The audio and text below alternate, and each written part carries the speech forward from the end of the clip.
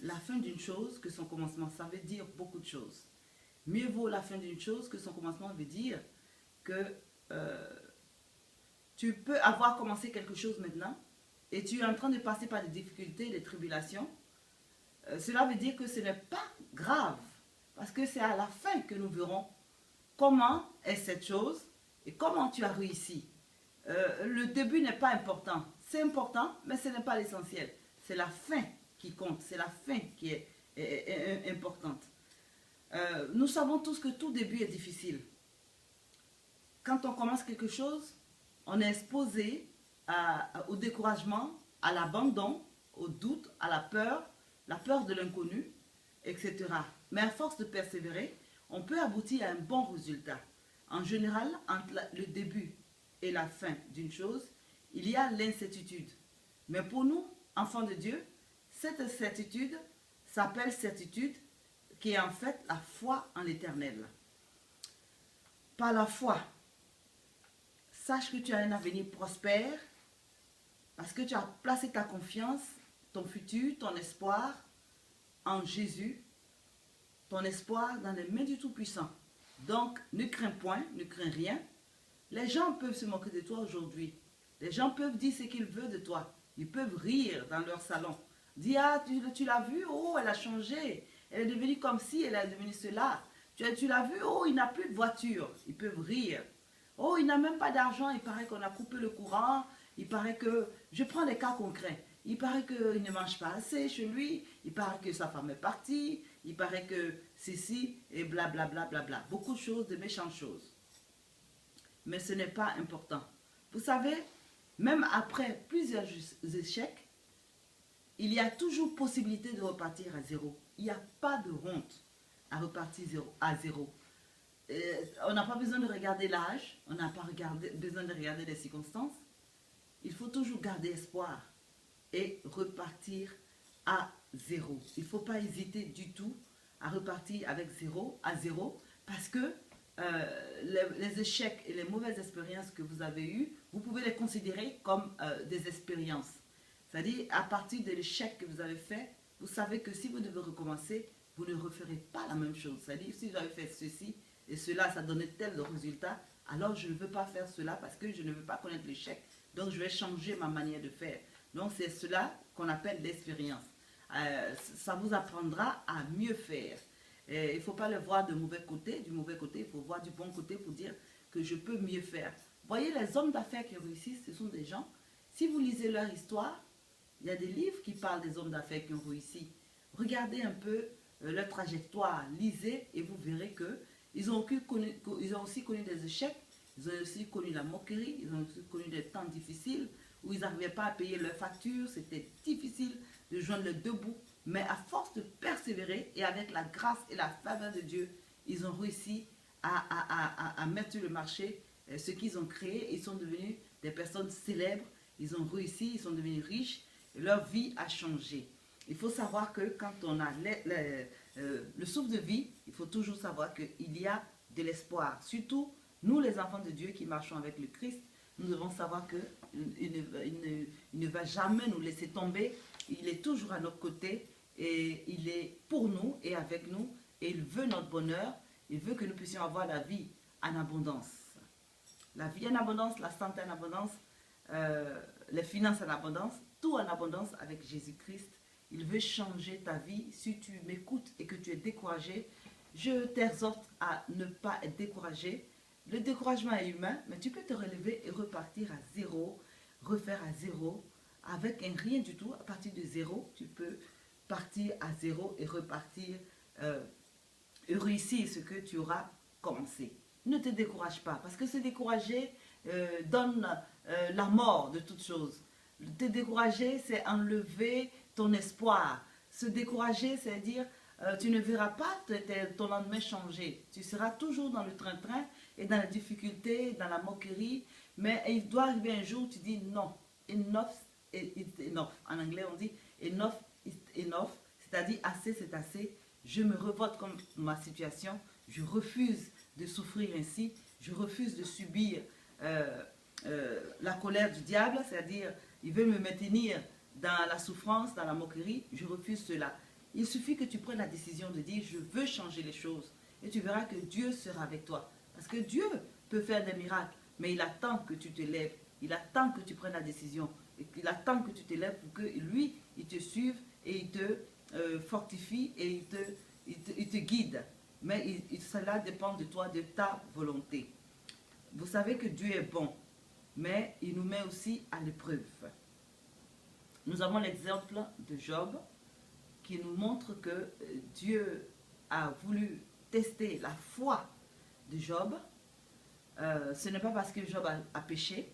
La Bible dit même à l'avance, quand ses enfants sortaient, au moment où ils revenaient, Job donnait toujours des sacrifices parce qu'il avait peur de la sentence de l'Éternel. Mais cela n'a pas empêché le Seigneur de le tester. Le diable est venu accuser Job et Dieu lui a dit, tu peux toucher à tout sauf à sa vie. Donc le diable a détruit ses biens, il a tué ses enfants.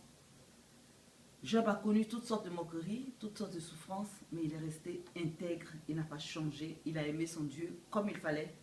Ils ont tellement souffert avec sa famille que sa femme lui disait, maudis ton Dieu et meurs.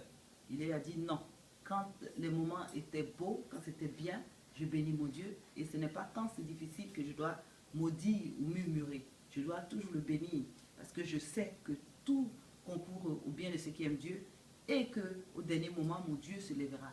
Et il a bien fait d'être intègre parce que nous voyons qu'à la fin, dans le dernier chapitre de Job, il a eu le double de tout ce qu'il avait perdu. Il a eu d'autres enfants, encore plus beaux, et tout ce qu'il avait perdu comme matériel, il a retrouvé doublement. Nous avons beaucoup d'exemples pour montrer que quand, dans la vie, tant qu'il y a le souffle, il faut avoir l'espoir. Nous avons l'exemple de Joseph, qui était haï par ses frères, rejeté, trahi. Ses frères l'ont même surnommé le rêveur, parce qu'ils étaient jaloux de lui. Dieu avait montré à Joseph qu'il allait être un grand, qu'il allait être élevé au-dessus de ses frères. Mais ils n'ont pas pu digérer cela, la jalousie, la haine, et aussi parce que leur père l'aimait. C'était l'enfant chéri du père, et alors ceci les a poussés à vouloir le tuer. Et il a été sauvé par un de ses frères. Et finalement, il a été vendu comme esclave. Il a souffert des années en prison. Il a souffert l'isolation. Il a souffert la tristesse. Il a souffert l'isolement. Il a souffert toutes sortes de souffrances. Voyez le début des rêves qu'il a connus et la fin. Il a été, entre le début et la fin, il y a eu le rejet, la souffrance. Quand Dieu te dit quelque chose et avant que ça se réalise, il y a de la souffrance. Vous savez, entre le temps de ses rêves et le temps où il est arrivé au trône, à côté du roi, il y a eu beaucoup de souffrance. Donc je te dis, tiens bon, tiens le coup. Si tu m'écoutes que tu es découragé, reprends courage. Sache que les épreuves que tu traverses en ce moment, ce n'est pas la fin. Ça fait partie de l'accomplissement du projet de l'Éternel sur ta vie. Prends courage et ne baisse pas les bras. Relève-toi. Que ce message te fasse du bien. Que ce message te bénisse. Que ce message te donne envie de repartir. Que ce message te donne envie de vouloir faire de nouvelles choses. C'est ça le but d'El Show. Nous voulons encourager, fortifier, donner de l'espoir à tous ceux qui sont désespérés et qui n'ont pas d'espoir. Quel que soit l'endroit où tu te trouves, Dieu peut te bénir. Tu peux être dans le désert, tu peux être en Amérique, tu peux être dans un pays d'Afrique, tu peux être en Europe, quelles que soient les conditions. C'est une question de faveur et de volonté de ta part. Si tu as la volonté, si tu peux te lever encore, de croire que ce n'est pas fini. Retiens que ce n'est pas fini. Tant que Dieu n'a pas mis le point, pourquoi mets-tu un point? Dieu n'a fait que mettre une virgule. Quand on met une virgule, ça veut dire qu'on va continuer la phrase. Dieu veut te bénir davantage. Dieu veut te relever si tu es tombé. Si tu es tombé, reprends espoir et lève-toi. Avec Dieu, il y a toujours de l'espoir. Il faut avoir confiance. Donc j'ai donné l'exemple de Joseph. Je vous donne tous ces exemples pour vous dire que à partir de rien, on perd quelqu'un. Parce que sous les yeux des hommes, parce que vous n'avez pas d'argent, alors les gens vont penser que vous n'êtes rien. Vous êtes quelqu'un. Il faut d'abord vous-même croire en vous. Il faut croire. Et ensuite, le reste va suivre. Donc, beaucoup de gens se sont moqués de Joseph. Ses frères se sont moqués de lui. Mais à la fin, il a été élevé auprès du roi. Il a eu la deuxième position. Dieu lui a donné un don, le don d'interpréter les rêves. Et il a été promu comme deuxième personnalité du pays. Et par la fin, ses frères qui se moquaient de lui ont dû dépendre de lui. C'est lui qui donnait à manger, c'est lui qui les a sauvés parce qu'il y avait la famine.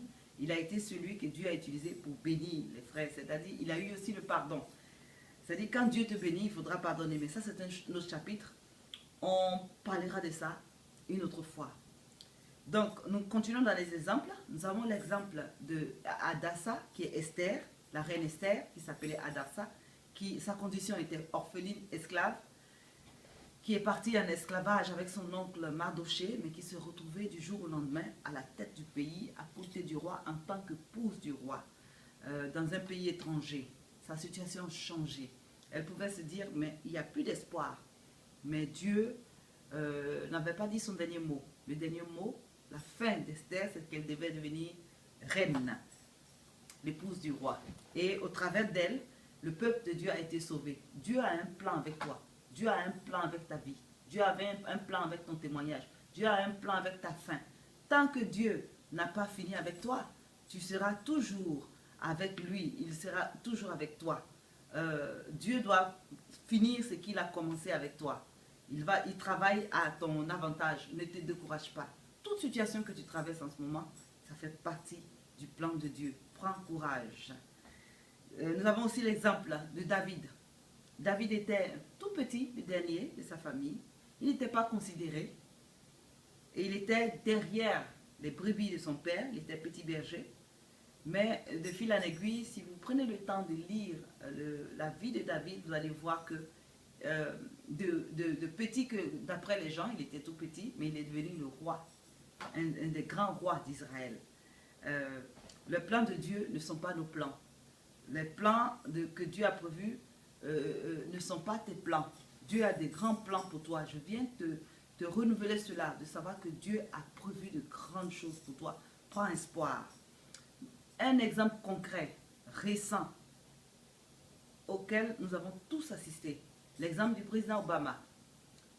Sous nos yeux, beaucoup se sont moqués de lui. Beaucoup n'ont pas cru quand il a dit qu'il voulait être candidat à la présidence d'un si grand pays, les États-Unis. Les gens se sont moqués de lui, mais il y en a qui ont cru en lui, mais beaucoup ont ri. Quoi? Toi, un noir. C'est vrai, tu as un peu de sang blanc, mais tu es noir et de surcroît africain. Où tu vas passer et comment tu vas faire? Mais c'est mal connaître le Seigneur. Le Seigneur avait décidé, c'était tracé dans son avenir, c'était tracé dans son destin, qu'il allait être à la tête de cette nation. Alors que ses ennemis le veuillent ou pas, c'est lui qui est le président. C'est lui qui gère les États-Unis. Alors, les gens se sont moqués, mais il est arrivé là où il devait arriver. Souvenez-vous que Martin Luther King, l'homme de Dieu, a eu un songe, il a prophétisé « I have a dream ». Et ce dream, il fallait que ça s'accomplisse à la personne des Noirs, qui était Obama. Et aujourd'hui, nous voyons que, même si les gens l'ont méprisé, aujourd'hui, ils sont tous confondus. Dieu confond toujours. La Bible dit que Dieu confond les riches avec les faibles, avec ce que pour eux n'a pas de valeur. Dieu les confond toujours. Il y a beaucoup d'exemples, même dans nos familles. Il y a des gens que vous pouvez mépriser, mais demain, si vous regardez leur vie, ce sont ces gens-là qui réussissent. Parce que Dieu n'aime pas l'injustice, Dieu n'aime pas qu'on maltraite les autres, Dieu n'aime pas qu'on méprise les autres, Dieu n'aime pas qu'on minimise les autres. Pour Dieu, tous les hommes ont de la valeur. Alors, il ne faut pas rabaisser, humilier, se moquer, surtout pas se moquer des gens qui souffrent. Parce qu'on ne sait jamais. Je ne souhaite pas, mais toute personne qui est riche peut tout perdre et se retrouver à la place de ces gens-là.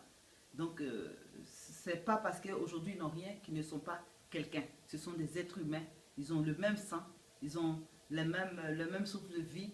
Nous devons considérer tout le monde, sans distinction. Sans distinction, nous devons aider, aimer tout le monde.